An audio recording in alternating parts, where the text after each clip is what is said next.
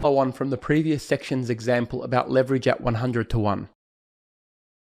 In that lesson, I explained that if you were to buy one lot of the Great British Pound, you would need 146,327 US dollars. To gain the same market exposure, you could use leverage at 100 to 1 to borrow 99% of the money from the broker and provide 1% of the money in your account, or $1,463 to open this position. This $1,463 represents the margin held for the position. Let's take a look at that in a $5,000 trading account, which is a typical amount that many traders open up with initially. If you were to buy one lot of the Great British Pound, the margin held would be $1,463. The remaining amount in the account would become what's called free margin. Free margin can be calculated by taking the equity in the account and subtracting the margin held, giving a total free margin of $3,537. Now, what would happen if the position went against you once you were in the trade? Let's say $200 as an example. The margin held would still remain the same, and it is important to note that the margin held will not change because you still have the same contract size open. However, the free margin will change to reflect a negative $200. If you take the initial free margin and subtract the $200 that you are currently down, the total free margin will change to $3,337.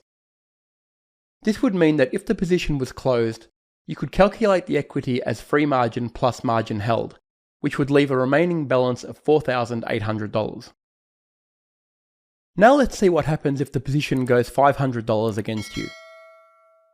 Once again, the margin held does not change. The free margin will now become $3,037, and the equity, if you were to close this position, would now become $4,500. Now let's take a look at what would happen if the position really turns against you, which is not ideal but could happen.